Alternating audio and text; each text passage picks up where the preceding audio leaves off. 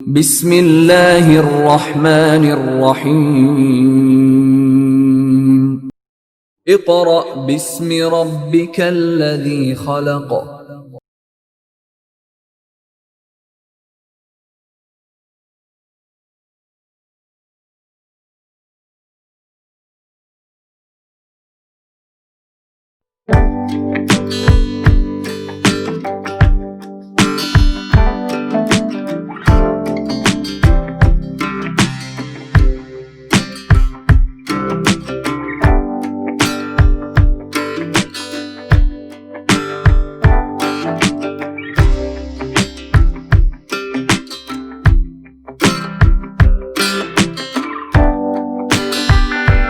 اعوذ باللہ من الشیطان الرجیم بسم اللہ الرحمن الرحیم۔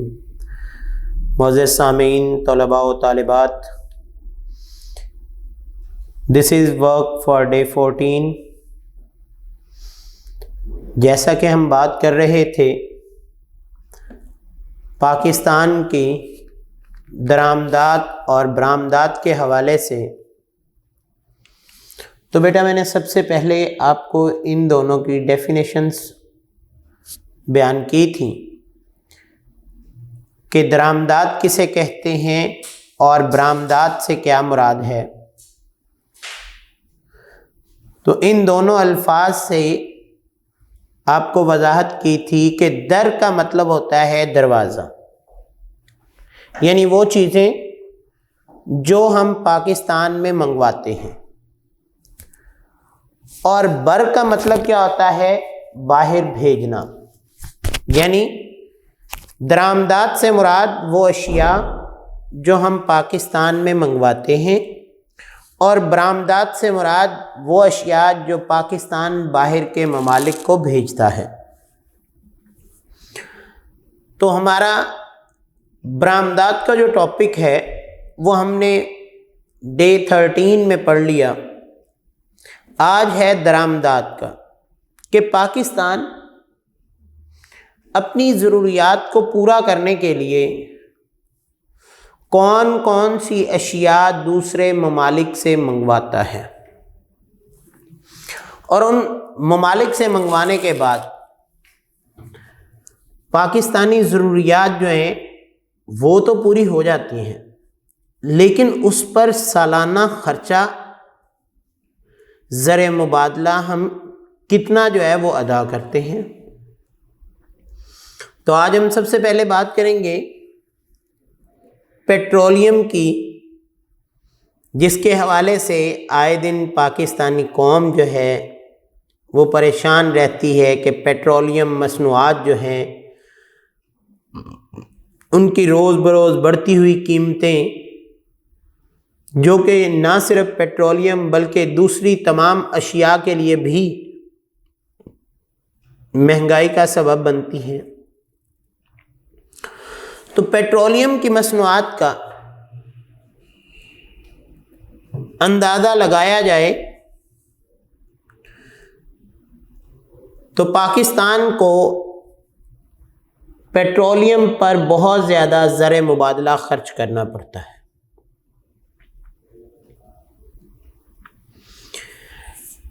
اس رقم میں کمی لانے کے لیے اب پیٹرول اور گیس سے بننے والی بہت سی اشیاء پاکستان میں ہی بنائی جا رہی ہیں۔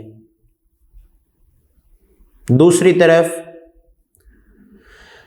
پاکستان اپنی ضروریات کو پورا کرنے کے لیے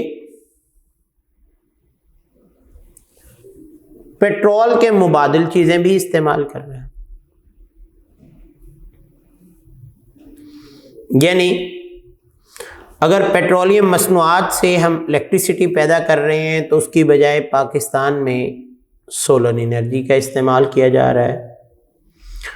پیٹرول کی وجہ سے ہم دوسری اشیاء پیدا کر رہے ہیں، یا الیکٹریسٹی کی بات کریں تو اس کی جگہ کوئلے سے بجلی پیدا کی جانے لگی ہے۔ پیٹرولیم کی مصنوعات کی بجائے اب جیسے آئے روز آپ انٹرنیٹ کے استعمال میں دیکھتے رہتے ہیں کہ گاڑیاں جو ہیں پہلے بہت زیادہ پیٹرول پہ ہی تھیں، ڈیزل پہ تھیں، اب گاڑیوں کی ایک بہت بڑی مقدار جو ہے وہ الیکٹریسٹی پہ، اس کے علاوہ ٹرانسپورٹ کے مختلف ذرائع جو ہیں ان کو سولر پینلز پہ چلانے کے تجربات کیے جا رہے ہیں، کیونکہ ان تمام اشیاء کے اگر تجربات کیے جا رہے ہیں تو ان اشیاء کا استعمال جب ہوگا تو پیٹرولیم کی مصنوعات کا استعمال کافی حد تک کم ہو جائے گا، اور پاکستان جو اتنا زیادہ زر مبادلہ پیٹرولیم مصنوعات پہ خرچ کرتا ہے وہ زر مبادلہ میں کافی حد تک کمی آئے گی۔ لہذا جو ہم بات کر رہے تھے کہ پیٹرولیم مصنوعات پاکستان منگواتا کن کن سے، پاکستان پیٹرولیم مصنوعات جو ہیں وہ سعودی عربیہ سے منگواتا ہے، کویت سے منگواتا ہے، ابوظبی سے منگواتا ہے، اس کے ساتھ ایران اور عراق کی جو پٹی ہمارے ساتھ لگتی ہے تو ہمارے لیے سب سے آسان ایران اور عراق سے پیٹرول منگوانا ہے۔ اب جب ہم ان تمام ممالک سے پیٹرولیم اور اس کی مصنوعات منگواتے ہیں تو ہمارا سالانہ بہت زیادہ پیسہ جو ہے وہ اسی پہ ہی خرچ ہو جاتا ہے، جو ہم بات کر رہے تھے کہ بہت زیادہ زر مبادلہ ہمیں اس پہ خرچ کرتے۔ تو 2013-14 میں جب اکنامک سروے کیا گیا تو اکنامک سروے کے مطابق پاکستان نے پیٹرولیم اور پیٹرولیم کی مصنوعات کی درآمد پر قریباً $12,205 ملین جو ہیں وہ خرچ کر دیے۔ اب دیکھیں، ایک طرف پاکستان اپنی برآمدات سے کسی سے 280، کسی سے 290، کسی سے 586، یعنی سینکڑوں ملین میں ایکسپورٹ کرتا ہے، اور اگر امپورٹ کرنا پڑے تو صرف ایک چیز جو پیٹرولیم ہے اس پہ ہمارا تھاؤزنڈز کی صورت میں ملینز جو ہیں وہ خرچ ہو جاتے ہیں، اور $12,205 ملین جو ہیں اتنی پاکستان کی ٹوٹل برآمدات ہیں جتنی کہ صرف ایک چیز کو امپورٹ کرنے پر ہم خرچ کر دیتے ہیں۔ اس کے بعد ایک اور چیز جو کہ پاکستان جو ہے وہ باہر کے ممالک سے امپورٹ کرتا ہے، لوہا اور فولاد، جسے ہم سٹیل اور آئرن بھی کہتے ہیں۔ اب پاکستان میں لوہے کے معدنیات حاصل کرنے کے اتنے ذرائع موجود نہیں ہیں، لہذا لوہے کی کمی کو پورا کرنے کے لیے اور اپنی انڈسٹریز، کارخانوں کو، فیکٹریوں کو چلانے کے لیے لوہا، فولاد اور اس سے بنی ہوئی اشیاء جو ہیں وہ ہم دوسرے ممالک سے منگواتے ہیں، اور جب ہم ان کو منگواتے ہیں تو ہمارا یہ تو 100% بات ہے، پھر اس پہ زر مبادلہ بھی خرچ ہوگا۔ جب زر مبادلہ خرچ ہوگا تو ان اشیاء کے استعمال سے ہمیں کمانا بھی پڑنا ہے، لہذا لوہے اور فولاد کے حوالے سے پاکستان نے جن ممالک سے یہ چیزیں امپورٹ کرنے کی بات چیت کی ہے یا جن سے یہ امپورٹ کرتا آ رہا ہے ان میں Germany top of the list, Japan. دیکھیں، ہم کوئی بھی چیز ہے وہ بازار سے خریدنے جاتے ہیں تو ہم کہتے ہیں جاپانی چیز دینا، اس کا مطلب کیا ہے کہ ان لوگوں نے اس چیز میں کمال حاصل کیا ہوا ہے۔ تو پاکستان جو ہے وہ جرمنی، جاپان کے علاوہ بیلجیم، برطانیہ، فرانس، امریکہ اور آسٹریلیا سے بھی یہ تمام چیزیں درآمد کرتا ہے۔ اس کے بعد پاکستان میں روس کی مدد سے ایک سٹیل مل لگائی گئی، بھٹو دور میں یہ لگائی گئی تھی۔ اس کا مقصد کیا تھا کہ پاکستان کی لوہے اور فولاد کی مصنوعات جو ہیں وہ پاکستان میں ہی تیار ہوں اور پاکستان ان کا استعمال کرے۔ یہ اسٹیل مل کیونکہ نیشنلائز ہے، اس کے علاوہ پرائیویٹ طور پر اتفاق فاؤنڈری جو ہے وہ اس کا کام کر رہی ہے، اس کے علاوہ کئی اور فاؤنڈریز جو ہیں وہ اس کے لیے کام کر رہی ہیں، لیکن یہ تمام فاؤنڈریز، تمام اسٹیل ملز جو ہیں وہ پاکستانی ضرورت کو پورا نہیں کر رہی، جس کی وجہ سے پاکستانی ضروریات پوری نہ ہونے کی وجہ سے پاکستان جو ہے وہ باہر سے یہ اشیاء منگواتا ہے۔ 2013-14 کے اکنامک سروے کے مطابق اس بات کا جائزہ لیا گیا کہ پاکستان لوہے اور فولاد کی کتنی اشیاء جو ہیں وہ درآمد کرتا ہے یا ان پر کتنا زر مبادلہ خرچ کرتا ہے۔ تو اس بات کا جب تخمینہ لگایا گیا تو پاکستان $1107 ملین کا لوہا اور فولاد درآمد کرتا ہے۔ اب $1107 ملین جو ہیں یہ بہت زیادہ بڑی رقم ہے جو پاکستان باہر سے اشیاء منگوانے کے لیے خرچ کر دیتا ہے، جبکہ اگر پاکستان کی یہ درآمدات جو ہیں وہ کم ہوں گی تو پاکستان کو اتنا زیادہ زر مبادلہ دوسرے ممالک کو نہیں دینا پڑے گا۔ دوسری طرف کیونکہ پاکستان ایک ڈیولپڈ کنٹری نہیں ہے، ڈیولپنگ کنٹری ہے، ترقی کرنے والا ملک ہے، اس کے پاس اتنی اچھی مشینری بھی نہیں ہے۔ حالانکہ پاکستان میں ٹیکسلا میں بھاری مشینری بنانے کا ایک بہت بڑا کارخانہ قائم کیا گیا ہے، لیکن وہ ملکی ضروریات کو پورا نہیں کرتا۔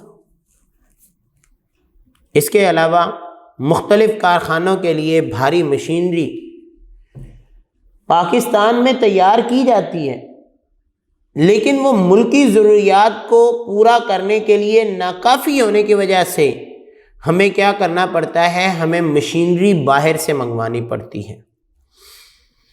تاہم بجلی کے بڑے بڑے جنریٹرز اور اعلیٰ درجے کی جتنی مشینری ہے وہ ہم باہر سے درآمد کرتے ہیں۔ دیکھیں ہمارے یہاں پہ روڈز بن رہے ہیں، آپ دیکھتے ہیں وہاں پہ ہیوی مشینری استعمال ہوتی ہے، تو وہ ہیوی مشینری جو ہے وہ پاکستان کی خود بنائی تو نہیں ہے، لہذا وہ ہم ہیوی مشینری باہر سے درآمد کرتے ہیں۔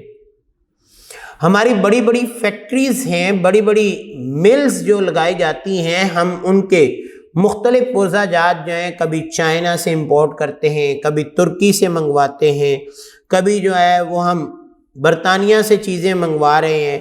تو یہ چیزیں جو ہیں یہ جب ہم امپورٹ کرتے ہیں تو ہمارا زر مبادلہ تو ان پہ خرچ ہو جاتا ہے۔ تو دیکھیں اگر ہم اس بات کا اندازہ لگائیں کہ پاکستان جو ہے وہ سب سے زیادہ زر مبادلہ کس پہ خرچ کرتا ہے، تو ہم نے بات کی تھی پیٹرولیم پہ، جبکہ اگر پیٹرولیم کے بعد اگر پاکستان کسی چیز پر بہت زیادہ زر مبادلہ خرچ کر رہا ہے تو وہ ہے ہماری مشینری، یعنی پیٹرولیم پہ 12,205 روپے خرچ ہوتے ہیں، جبکہ مشینری پر بھی $5,176 ملین خرچ ہوتے ہیں۔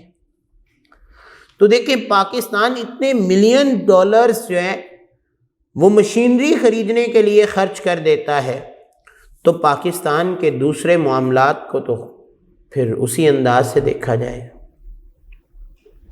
تو دیکھیں پیٹرولیم بھی ہم نے ان سے لیا، مشینری بھی ہم نے باہر کے ممالک سے خریدی اور ان کا ملکی ضرورت کے لیے استعمال تو کیا، لیکن ملکی ضرورت کے بعد کیا ہم نے اس مشینری کا استعمال کر کے اپنی انڈسٹریز کو اس درجے تک پہنچایا ہے کہ ہم چیزیں بنا کر باہر کے ممالک کو برآمد بھی کریں؟ اگر تو ہم اس درجے پر ہیں کہ ہماری ایکسپورٹ جو ہے وہ اتنا ارن کر رہی ہے، اتنا زر مبادلہ کما رہی ہے کہ ہم چیزیں امپورٹ کرتے جائیں، تو پھر تو کوئی مسئلہ نہیں، پھر تو ضرورت ہے۔ لیکن اگر ہم امپورٹ جو ہے وہ زیادہ کرتے ہیں اور ایکسپورٹ کم کرتے ہیں تو اس کا مطلب کیا ہے کہ ملکی معیشت جو ہے وہ بجائے فائدے کے نقصان میں جاتی ہے۔ دوسری طرف ہمارا ملک ایک ایگریکلچرل کنٹری ہے، ایک زرعی ملک ہونے کی حیثیت سے ہمارے ملک کو فرٹیلائزرز کی بہت زیادہ ضرورت ہے۔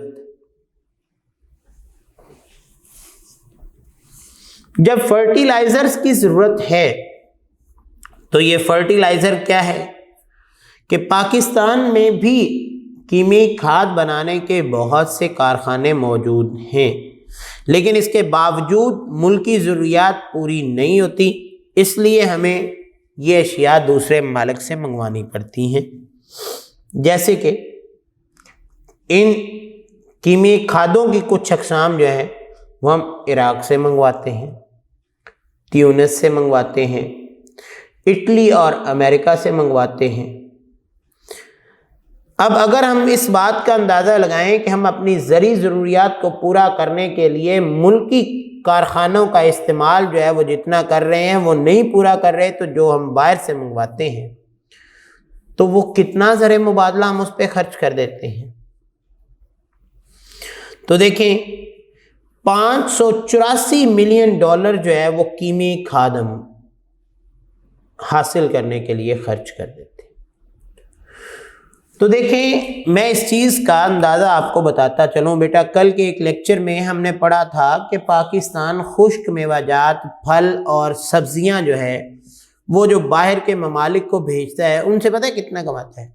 586 ملین ڈالر کماتا ہے، جبکہ ان فصلوں کے لیے جو ہم کھادیں منگواتے ہیں اس پہ 584 ملین ڈالر ہم خرچ کر دیتے ہیں صرف کھاد پہ، باقی اخراجات سارے علیحدہ۔ تو دیکھیں ہمیں کیا فائدہ ہوا۔ لہذا اگر ملکی ضروریات کے لیے یہی کھادیں جو ہیں وہ ملک میں بنائی جائیں گی تو ہمیں زیادہ فائدہ ہوگا، لیکن پاکستانی درآمدات میں جو چیز منگوائی جاتی ہے اس کا نام تو آنا ہے۔ اس کے ساتھ ساتھ کھانے کا تیل ہے، پاکستان کھانے کا تیل زیادہ تر امریکہ، سری لنکا اور ملائیشیا سے درآمد کرتا ہے۔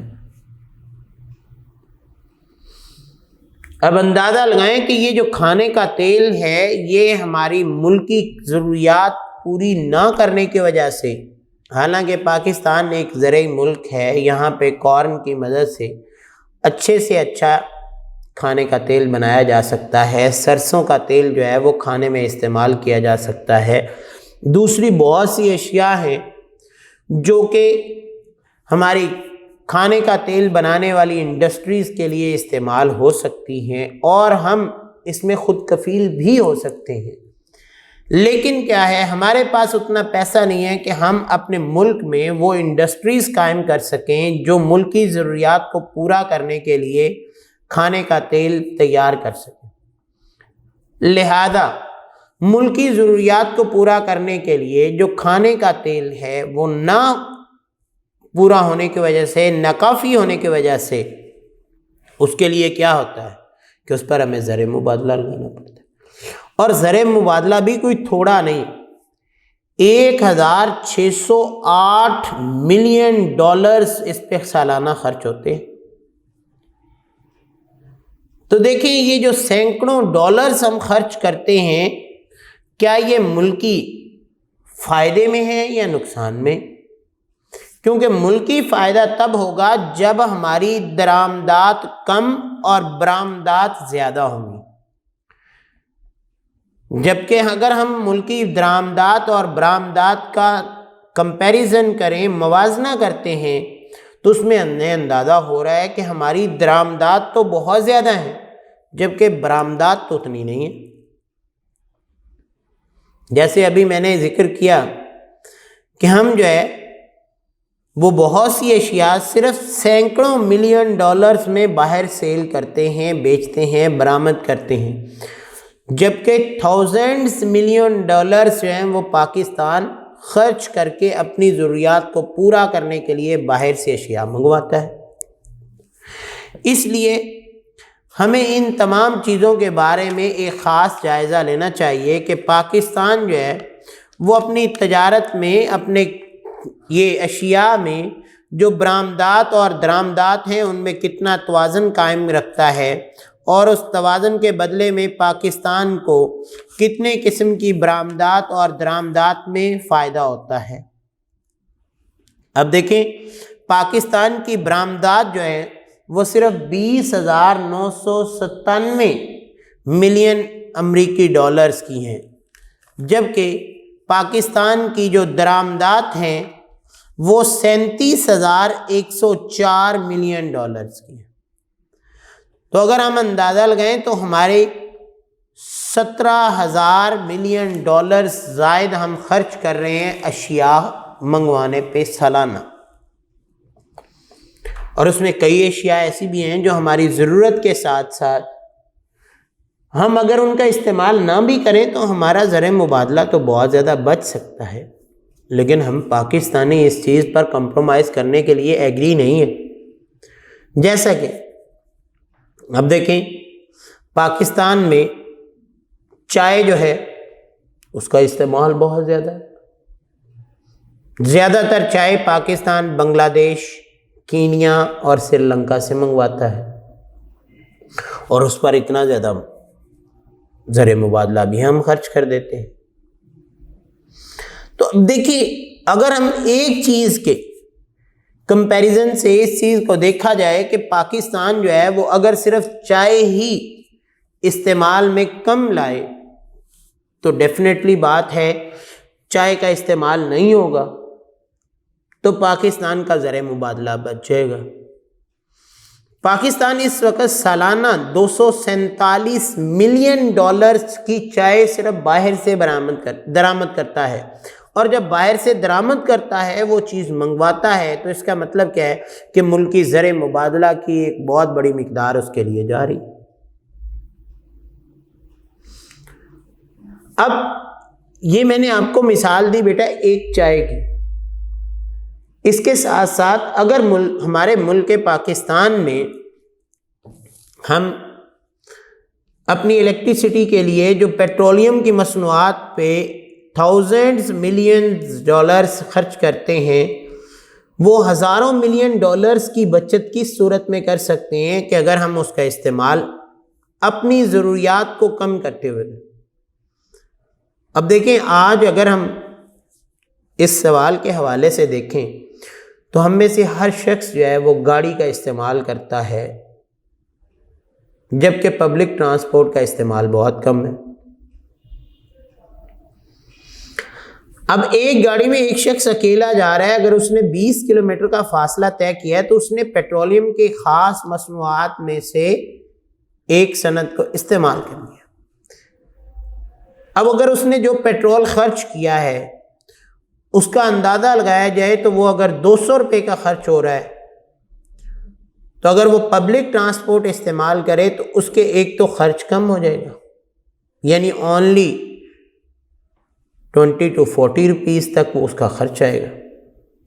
دوسرا، ملکی پیٹرولیم کی مصنوعات میں کمی آئے گی، لیکن یہ کب ہوگی؟ جب ملک کا ہر شخص اس کے بارے میں سوچے گا۔ ہاں، ضرورت کے مطابق ہم ٹرانسپورٹ کا استعمال کریں، جو ہم اپنے پاس گاڑیاں رکھتے ہیں ان کا استعمال کریں، لیکن بیرون ممالک کا اگر ہم اندازہ لگائیں تو وہاں پہ لوگ پبلک ٹرانسپورٹ کو زیادہ استعمال کرتے ہیں، اور آج وہ قومیں ہم سے بہت زیادہ آگے، کیونکہ وہ اپنی امپورٹ کے مقابلے میں ایکسپورٹ کو بڑھاتے ہیں تاکہ ہماری امپورٹ کم سے کم ہو، ایکسپورٹ زیادہ سے زیادہ ہو، جبکہ پاکستان کی امپورٹ جو ہے وہ 22,000 ہے اور امپورٹ جو ہے وہ 37,000 ہے۔ تو اس کا مطلب کیا ہے کہ ملک کی معیشت جو ہے اس پر درآمدات کا ایک بہت بڑا بوجھ ہے، جس کا بہت زیادہ حصہ زر مبادلہ کا وہ درآمدات پہ خرچ ہو جاتا ہے۔ اس کے علاوہ پاکستان مختلف ممالک سے مختلف اشیاء منگواتا رہتا ہے، جیسے میڈیسنز ہیں جنہیں ہم ادویات کہتے ہیں، کاغذ کی ایک اعلیٰ قسم جو ہے ہم اسے امپورٹ کرتے ہیں۔ ہم بازار بھی جاتے ہیں تو وہ ہمیں واضح کہہ رہے ہوتے ہیں کہ دیکھیں جی یہ ہمارا لوکل کاغذ ہے، یہ امپورٹڈ ہے اور اس کی کوالٹی یہ ہے، لہذا وہ جو ہم امپورٹڈ کاغذ استعمال کرتے ہیں تو وہ ملکی معیشت پر ایک خاص وزن رکھتا ہے۔ اس کے علاوہ دفاعی سامان ہے، ڈیفینیٹلی اس کی ہمیں ضرورت ہوتی ہے۔ اس کے مسالہ جات ہم باہر سے ممالک سے منگواتے ہیں، دالیں منگواتے ہیں، بجلی کا سامان ہے، اس کے علاوہ کمپیوٹرز ہیں، یعنی جو ہماری ماڈرن ٹیکنالوجی ہے اس کا بہت زیادہ حصہ ہم منگواتے ہیں، موبائلز ہیں، گاڑیاں ہم باہر سے منگواتے ہیں۔ اب یہ تمام اشیاء جو ہم باہر سے منگوا رہے ہیں ان پر پاکستان کا بہت زیادہ پیسہ خرچ ہوتا ہے، اور کثیر تعداد میں زر مبادلہ خرچ کرنے کے بعد ہماری ملکی معیشت جو ہے اس کا جو حال ہوتا ہے وہ ہمیں اندازہ ہی نہیں۔ تو ہم جو بات کر رہے تھے آج درآمدات کی، تو ہم نے ان میں سے چند چیزوں کی بات کی جو بہت زیادہ پیسہ خرچ کر کے ہم باہر سے منگواتے ہیں۔ سب سے پہلے ہم بات کر رہے تھے پیٹرولیم اور پیٹرولیم کی مصنوعات، اس کے بعد ہم نے بات کی لوہا اور فولاد کی، مشینری کی، کیمیائی کھادوں کی، کھانے کا تیل، چائے اور دوسری چند اشیاء۔ تو بیٹا آپ کے لیے سب سے اہم شارٹ کویسچن جو ہے وہ یہ ہے کہ پاکستان کی سالانہ درآمدات کتنے ملین ڈالرز ہے؟ تو آپ کو پتہ ہونا چاہیے 37,104 ملین ڈالرز سالانہ پاکستان درآمدات کرتا ہے۔ اس کے ساتھ ساتھ پاکستان جو ہے وہ کن کن ممالک سے اشیاء درآمد کرتا ہے؟ تو ہمیں پتہ ہونا چاہیے کہ پیٹرولیم مصنوعات کی اگر بات کی جائے تو پاکستان سعودی عرب، کویت، ابوظہبی، ایران اور عراق سے امپورٹ کرتا ہے۔ لوہے اور فولاد کی بات کی جائے تو پاکستان جو ہے وہ فرانس، امریکہ، جاپان، آسٹریلیا، بیلجیم اور جرمنی وغیرہ سے امپورٹ کرتا ہے۔ اسی طرح اگر ہم مشینری کی بات کریں تو پاکستان کئی ممالک سے بجلی اور اس کے جنریٹرز کو امپورٹ کرتا ہے، ہیوی مشینری کو امپورٹ کرتا ہے۔ اس کے علاوہ اگر ہم کھانے کے تیل کی بات کرتے ہیں تو وہ پاکستان زیادہ تر جو ہے وہ امریکہ، سری لنکا اور ملائیشیا سے امپورٹ کرتا ہے۔ اس کے ساتھ ساتھ اگر ہم چائے کی بات کریں تو پاکستان کینیا، بنگلہ دیش وغیرہ سے چائے امپورٹ کرتا ہے، اور دوسری کئی اشیاء کئی اور ممالک سے بھی پاکستان امپورٹ کر کے اپنی ملکی ضروریات کو پورا کرتا ہے، جن کے ذریعے ملکی ضروریات تو پوری ہو رہی ہیں لیکن اس پر بہت زیادہ زر مبادلہ بھی خرچ ہو رہا ہے۔ تو آپ نے ہر ایک درآمد کے حوالے سے ممالک کا بھی جاننا ہے اور اس کی سالانہ جو ہماری زر مبادلہ کی مقدار ہے اس کو بھی جاننا ہے کہ پاکستان کون سی چیز پر، فرض کیا میں بات کرتا ہوں کہ پاکستان صرف چائے پر کتنا خرچ کرتا ہے تو آپ کو پتہ ہونا چاہیے 247 ملین ڈالرز۔ اسی طرح اگر ہم کھانے کے تیل کی بات کریں تو وہ بھی آپ کو پتہ ہو، اور پھر بھی اگر آپ کو ان میں کوئی چیز سمجھنے میں دقت آئے تو آپ ہم سے رابطہ کر سکتے ہیں۔ ورک فار ڈے 14 کے لیے اجازت چاہتا ہوں۔ اللہ حافظ۔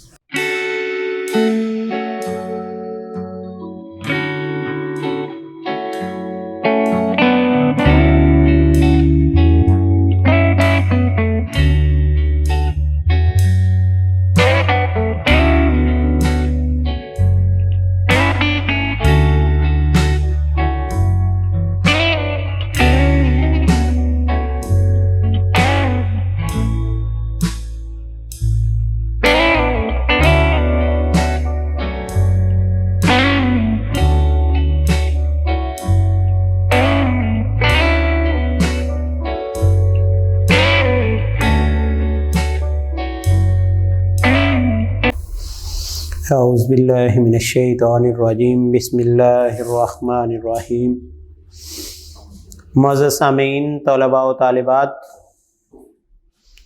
جیسا کہ باب نمبر 8 میں ہم ملکی معیشت کے حوالے سے بات کر رہے تھے،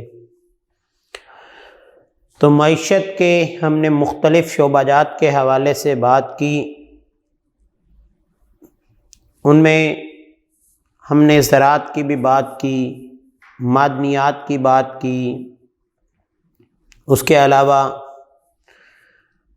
زرعی ملک ہونے کی حیثیت سے ہم نے اس ملک کی تمام اشیاء کے بارے میں بات کی، حتیٰ کہ اس کی نہروں دریاؤں کے بارے میں باتیں کی۔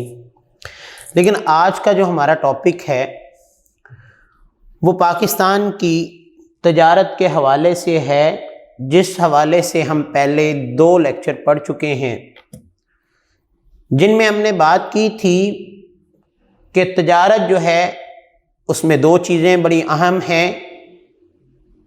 ایک تو کسی ملک کی برآمدات اور ایک درآمدات، کہ ایک ملک جو ہے وہ کون کون سی اشیاء برآمد کرتا ہے اور کون کون سی اشیاء درآمد کرتا ہے۔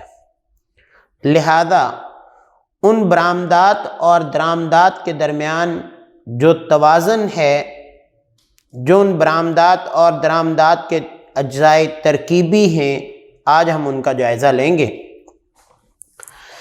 کہ پاکستان کی جو تجارت ہے اس کے اجزائے ترکیبی کون کون سے ہیں۔ تو میں نے شروع میں آپ کو بات کی 2 چیزیں ہیں۔ نمبر 1 ایکسپورٹ، جسے ہم کیا کہتے ہیں؟ برآمدات۔ نمبر 2 امپورٹ، جسے ہم کیا کہتے ہیں؟ درآمدات۔ لہذا ایکسپورٹ اور امپورٹ میں فرق کیا ہے؟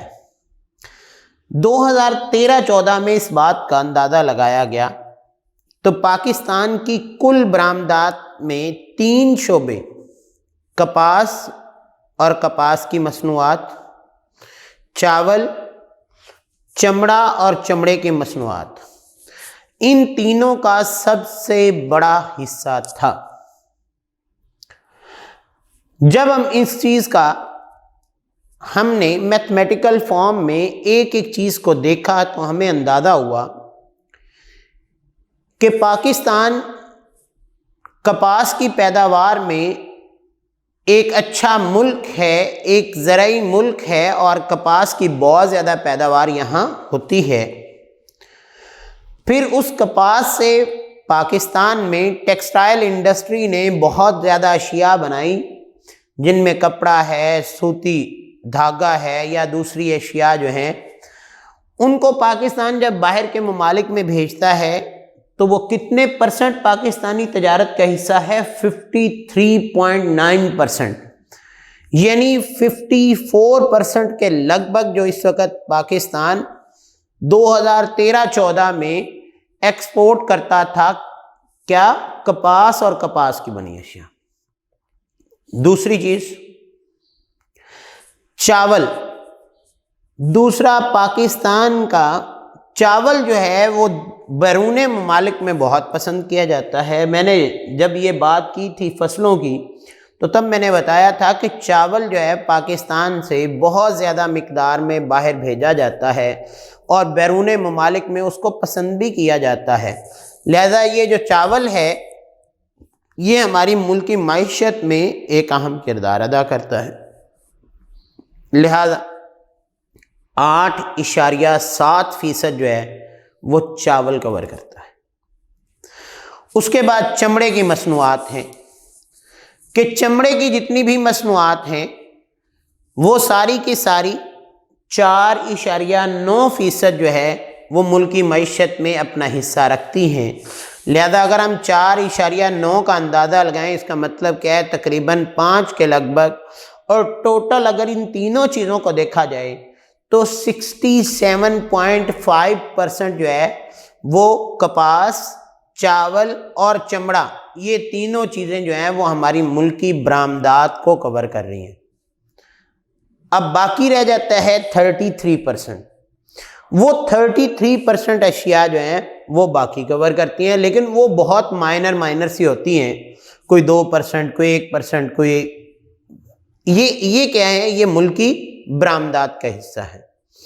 اگر ہم پاکستان کی کل برآمدات کا اندازہ لگائیں تو اس میں جو اشیاء صرف ہیں وہ 15% ہیں، یعنی اشیاء صرف جو ہے وہ پاکستان برآمد کرتا ہے صرف 15%، اور نیم تیار شدہ چیزیں جو ہیں وہ 10% باہر بھیجتا ہے، جبکہ تیار کر کے جیسے چاول تیار شدہ ہے، کپڑا تیار شدہ ہے، اس طرح کی چمڑے کی اشیاء تیار شدہ ہیں، یہ تیار شدہ چیزیں جو ہیں وہ 75% پاکستان باہر بھیجتا ہے۔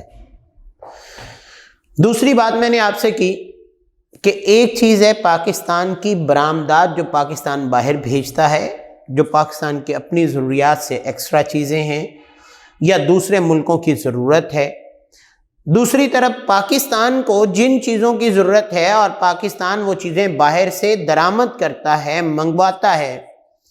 2013-14 کے اعداد و شمار کے مطابق اس بات کا اندازہ لگایا گیا تو پاکستان کی کل درآمدات میں صرف 8 شعبے جو ہیں وہ سب سے زیادہ حصہ رکھتے ہیں۔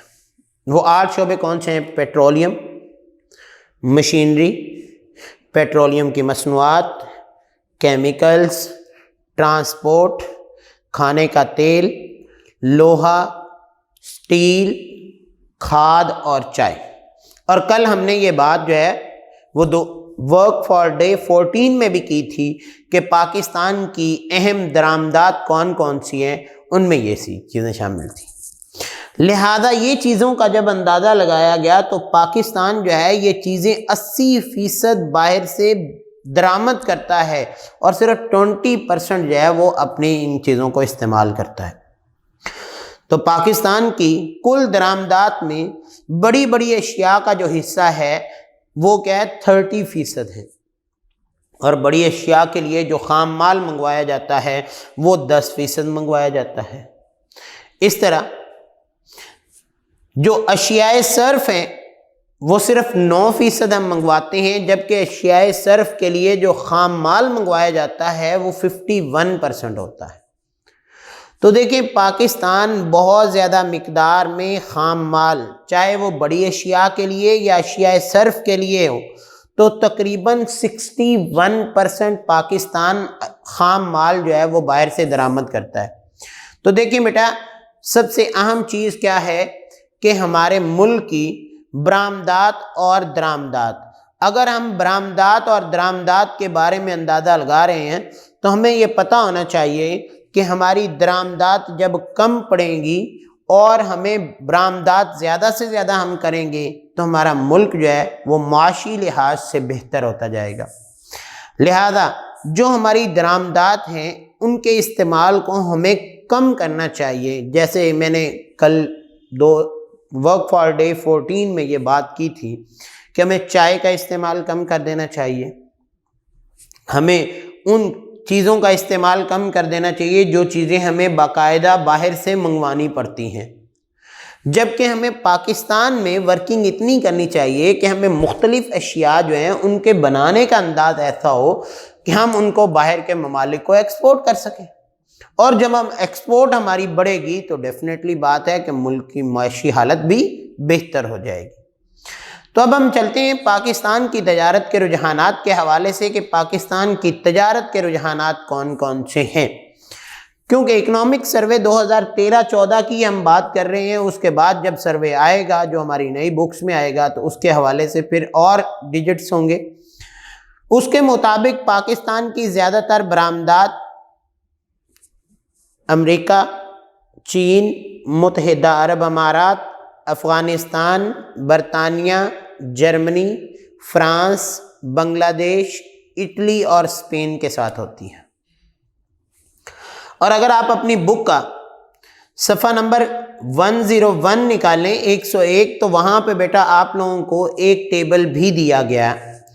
اس ٹیبل میں آپ کو پاکستان کی برآمدات یعنی بڑی بڑی مارکیٹس کے بارے میں بتایا گیا ہے کہ پاکستان کس کس ملک کو کتنے فیصد جو ہے وہ چیزیں برآمد کرتا ہے۔ جیسے میں نے نام لیا امریکہ کا، امریکہ کو 15%، چین کو 10%، متحدہ عرب امارات کو 8%، افغانستان کو 7%، برطانیہ کو 6%، جرمنی کو 4%، فرانس کو 3%، بنگلہ دیش کو بھی 3%، اٹلی کو بھی 3%، اسپین کو 2%، اور ذیلی میزان جو ہے وہ تقریباً 61% بن جاتا ہے، جبکہ باقی جو 39% ہے وہ پاکستان دوسرے ممالک کو ان کے علاوہ بھیجتا ہے۔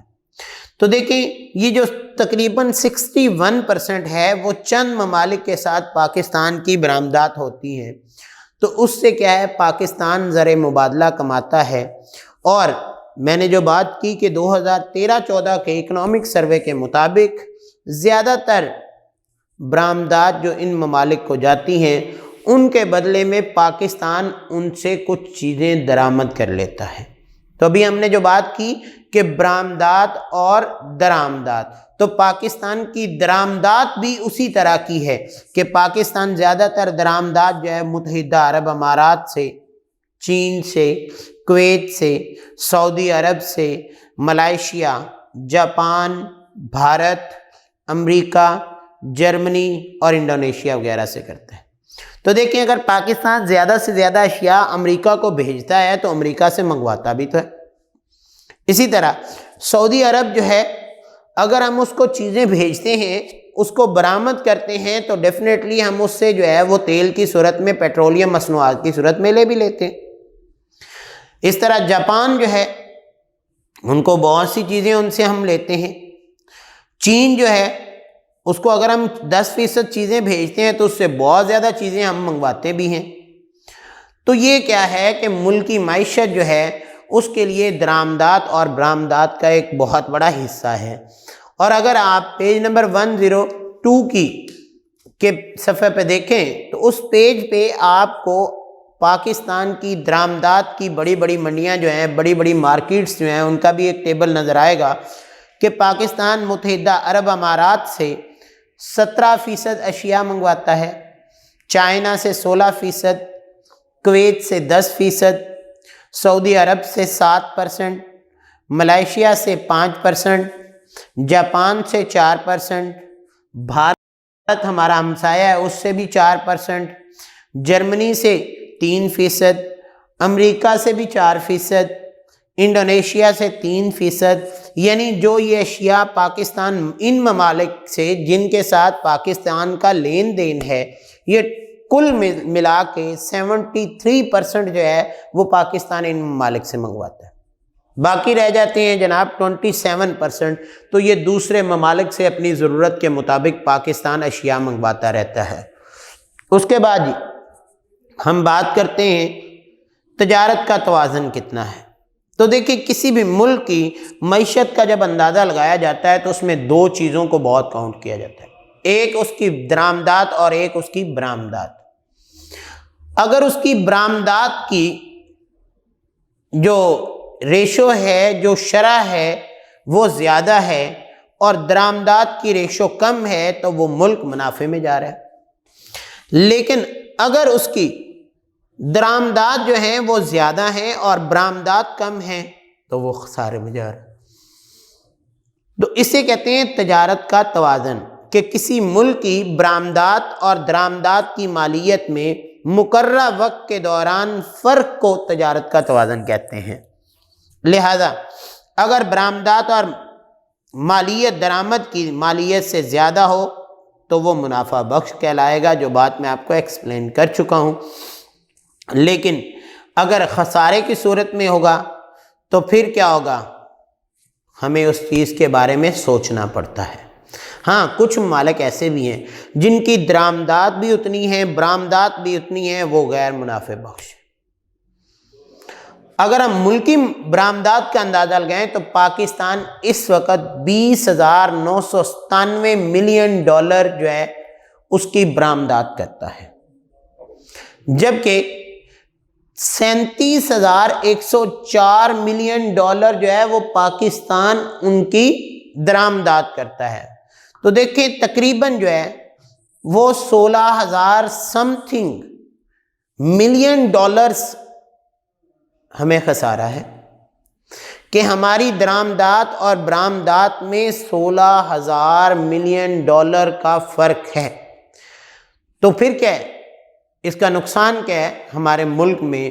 کیا بن جاتا ہے؟ ہم کہتے ہیں مہنگائی ہو رہی ہے، ہم کہہ رہے ہیں جناب یہاں غربت بڑھتی جا رہی ہے، یہاں پہ جناب لوگ جو ہے وہ بے روزگاری کا شکار ہے، یہاں پہ لوگ عوام جو ہے ان میں مایوسی پھیل رہی ہے، معاشی ترقی کی رفتار سلو ہو رہی ہے۔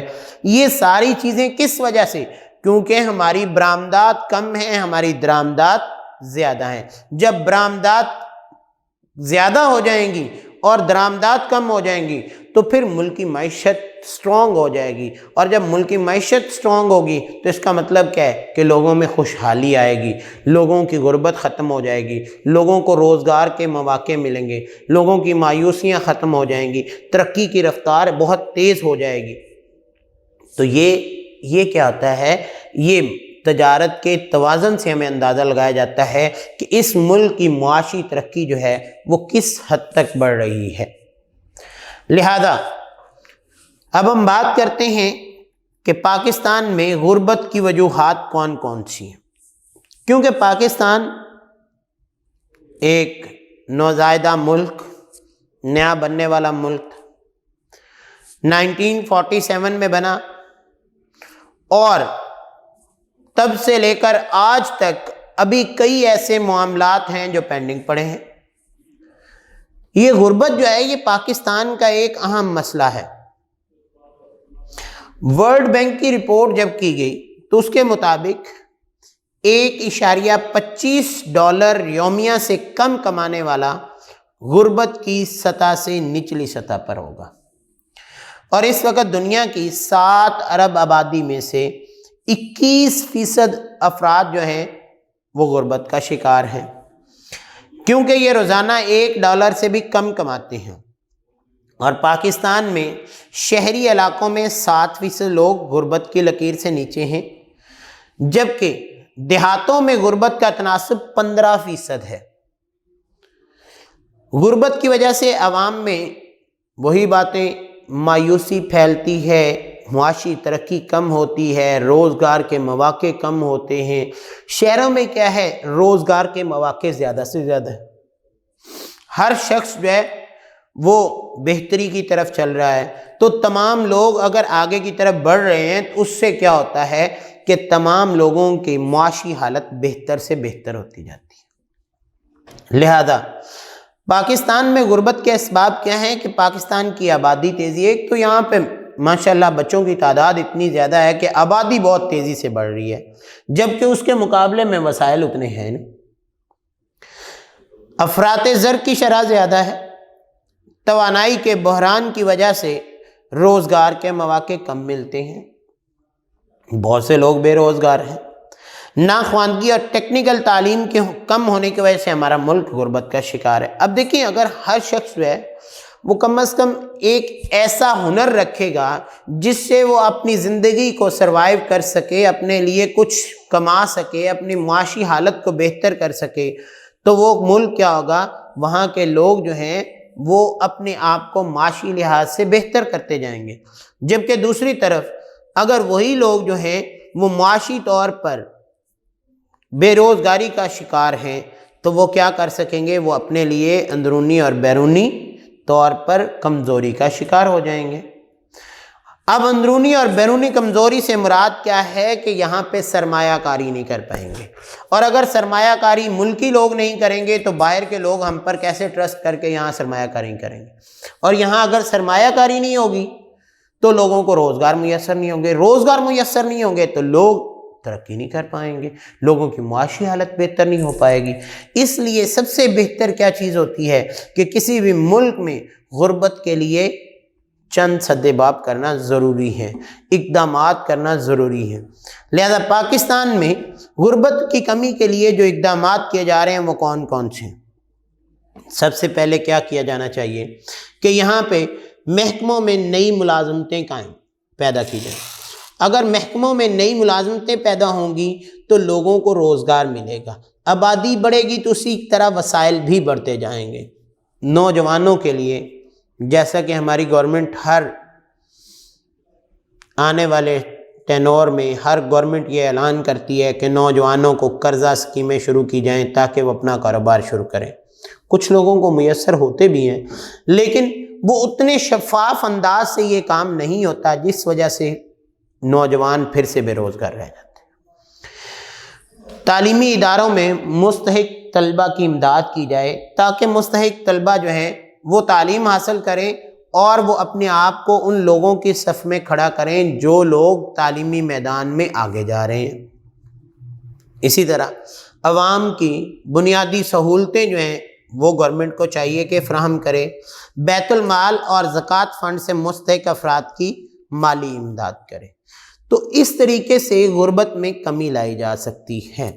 جیسے ہمارا ایک اسلامی ملک ہے، اگر یہاں زکوٰۃ کا نظام شفاف بنایا جائے اور اس کے ذریعے لوگوں کو نہ صرف ان کی مالی امداد بلکہ ان کے لیے روزگار کے مواقع پیدا کیے جائیں.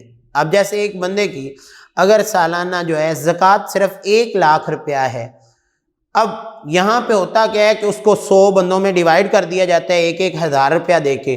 وہ لوگ کیا کرتے ہیں، وہ اگلے دن ہی اس 1,000 کا گھر میں راشن وغیرہ لے جاتے ہیں اور اس کے بعد وہ دوبارہ پھر وہی زکوٰۃ لینے والے بن جاتے ہیں. اب دوسری طرف اگر اس کا یہ تعین کیا جائے کہ جناب اس 1 لاکھ سے ہم نے 100 لوگوں کو نہیں بانٹنا، ہم نے صرف 5 یا 10 لوگوں کو وہ بانٹنا ہے. 5 لوگوں کو اگر 20,000 دیتے ہیں، ہم انہیں کوئی چھوٹا سا کاروبار کا سامان، یعنی اگر ایک فروٹ کا کام کر سکتا ہے اس کو فروٹ کا سسٹم شروع کروا دیا جائے. کسی کو جناب اگر کوئی 50,000 لگا کے کوئی چھوٹا سا کاروبار بنا دیا جائے، جس سے کیا ہو کہ وہ بجائے اس کے کہ اس کو کھائے، وہ روزانہ اس سے کمائے اور اس کی جو بچت ہو اس کو اپنے بیوی بچوں پہ خرچ کرے. 1 سال کے اندر جب آنے والا سال ہوگا وہ شخص کم از کم زکوٰۃ لینے والوں کی لائن میں تو نہیں کھڑا ہوگا، اور امید ہے کہ وہ اگر متواتر ریگولیرٹی کے ساتھ کام کرے گا تو اگلے سال وہ ان لوگوں کی صف میں کھڑا ہوگا جو زکوٰۃ دے رہے ہیں. اس طرح غربت کو کم کیا جا سکتا ہے لوگوں کے لیے. اب دیکھیں ایک مزدور ہے، اگر وہ مزدوری کرتا ہے وہ روزانہ کا 1,000 روپیہ کماتا ہے، اور اگر اس کا اندازہ لگایا جائے تو مہینے کے 30 دن کا وہ 30,000 کماتا ہے. جبکہ اس کے مقابلے میں آپ اس سے وہی کام لیتے ہیں لیکن آپ اسے کہتے ہیں جی ہم آپ کو اپنا پرماننٹ ایک امپلائی رکھتے ہیں، ایک ملازم رکھتے ہیں، ہم آپ کو 20,000 جو ہے وہ پے کریں گے. تو جب اس کو یہ روزگار کا موقع ملے گا تو وہ ڈیفینیٹلی وہ مزدوری کے 30,000 چھوڑ کے وہ 20,000 کو پریفرنس دے گا اور اس سے ریگولیرٹی سے اس کے گھر کا چولہا چلے گا اور وہ غربت کی لکیر سے نکل آئے گا. تو یہ کہیں کہ ملکی اقدامات کرنے کی ضرورت ہے تاکہ لوگ جو ہیں وہ غربت سے چھٹکارا حاصل کر سکیں. اب اس کے بعد ہم کیونکہ بات کر رہے تھے درآمدات اور برآمدات کی درمیان میں کچھ پاکستانی تجارت کے توازن پہ بات کرتے کرتے ہم غربت کے حوالے سے بات کرنے لگے. تو پاکستان کی تجارت کے لیے پاکستان کی بندرگاہیں جو ہیں وہ بڑی اہمیت کی حامل ہیں. اکثر آپ میں سے اگر کوئی کراچی گیا ہے تو انہوں نے کراچی پورٹ کو دیکھا ہوگا کہ وہاں سے پاکستان کی بہت زیادہ تجارت جو ہے وہ بحری راستے سے ہوتی ہے، اور اس کا مقصد بھی یہی ہوتا ہے کہ دوسرے ممالک سے ہمارا تعلق جو ہے وہ سمندری راستوں سے ہوتا ہے. لہذا بحری راستوں سے پاکستان کی سب سے پرانی جو بندرگاہ ہے وہ کراچی بندرگاہ ہے. اب اس بندرگاہ کی جو اس وقت کنڈیشن ہے وہ بین الاقوامی معیار کی ہے. یہاں بحری جہاز اور آئل ٹینکر سے سامان تجارت کو لادنے اور اتارنے کی سہولتیں تمام میسر ہیں. لیکن ملکی ضروریات کے بڑھنے کے ساتھ ساتھ کراچی سے مشرق کی جانب بن قاسم بندرگاہ تعمیر کی گئی. پہلے مرحلے میں یہاں جہاز ٹھہرانے کے 8 برتھ بنائے گئے کہ وہاں صرف جہاز کھڑے کیے جاتے تھے، جبکہ ان کی لوڈنگ اور ان لوڈنگ جو ہے وہ کراچی بندرگاہ سے ہوتی تھی. پھر کیا کیا، وقت کے ساتھ ساتھ اس کا بھی استعمال لایا گیا. بن قاسم بندرگاہ پاکستان سٹیل ملز کے قریب واقع ہے، لہذا اسے بڑے کارخانوں کے سامان اور خام لوہے کی ترسیل کے لیے استعمال کیا جا رہا ہے کہ خام لوہا ہم منگواتے یا باہر بھیجتے ہیں اس کی اشیاء، تو اس کے لیے ہم جو ہے وہ زیادہ تر بن قاسم بندرگاہ کا استعمال کرتے ہیں۔ صوبہ بلوچستان کے ساحل پر چین کی مدد سے پچھلے چند سالوں سے ہم نے ایک اور بندرگاہ کا تعمیر کا کام شروع کیا ہے، اور اس کے حوالے سے آپ لوگ بہت زیادہ اشتہارات میں بھی دیکھتے ہیں گوادر پورٹ، یعنی نئی بندرگاہ کون سی ہے؟ گوادر، اور اس کی تعمیر کا کام بھی جاری ہے۔ تجارت کے لیے بندرگاہوں کی سہولت کے ساتھ ساتھ بحری جہازوں کو بھی اہمیت حاصل ہے جو پاکستان نیشنل شپنگ کارپوریشن کی نگرانی میں کام کرتے ہیں۔ تو پاکستان نیشنل شپنگ کارپوریشن جو ہے وہ ان جہازوں کی نگرانی کرتی ہے اور اس کے ساتھ ساتھ مال کو منگوانے اور بھیجنے میں مدد دیتی ہے۔ تجارتی مال غیر ممالک کو پہنچانے کے لیے پاکستان کے پاس کئی بحری مال بردار جہاز موجود ہیں۔ یہ جہاز مشرقی پاکستان میں جاپان اور چین کی بندرگاہوں اور مغرب میں مسلم ممالک کے علاوہ یورپی، برطانوی اور ریاستہائے متحدہ امریکہ کی بندرگاہوں کو مال پہنچاتے ہیں اور ان ممالک کا مال پاکستان لاتے ہیں اور کثیر منافع قائم کرتے ہیں۔ اس کے بعد اگر ہم بات کرتے ہیں پاکستان کی ڈرائی پورٹ کی، تو پاکستان کی خشک گودیاں جو ہیں وہ بھی بڑی اہمیت کی حامل ہیں، لہذا ان خشک گودیوں کی مدد سے بھی کیا کیا جاتا ہے کہ پاکستان میں مال منگوایا جاتا ہے۔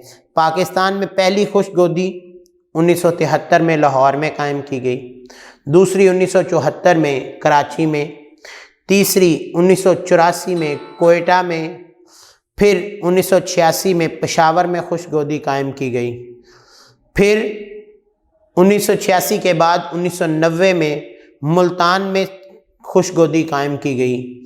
اس دوران 1984 میں ایک خشک گودی سیالکوٹ میں بھی قائم کی گئی، اور 1994 میں فیصل آباد میں خشک گودی تعمیر کی گئی۔ ان خشک گودیوں کے باعث ملکی تجارت میں مثبت تبدیلیاں ہوئیں، جس سے تجارت میں کافی اضافہ ہوا ہے۔ تو بیٹا یہ ہماری جو ہے وہ ملک کی تجارت جو ہے اس کے ساتھ خاصا تعلق رکھتی ہیں، لہذا آپ لوگوں کو اس کے حوالے سے جتنے شارٹ کویسچنز ہیں ان کو صرف ایک دفعہ پڑھیں، آپ کے لیے کوئی مشکل پیش نہیں آئے گی۔ خاص طور پر پاکستان کی خشک گودیوں کے حوالے سے آپ کا شارٹ کویسچن ایکسرسائز میں موجود ہے، پاکستان کی بندرگاہیں کون کون سی ہیں، یا پاکستان کی تجارت کے اجزاء ترکیبی کون کون سے ہیں، ان پر آپ نے جب ایک دفعہ پڑھنا ہے تو آپ کو امید ہے یہ ساری چیزیں خود ہی ذہن نشین ہو جائیں گی، اور اگر پھر بھی کوئی مسئلہ ہو تو آپ ہم سے رابطہ کر سکتے ہیں۔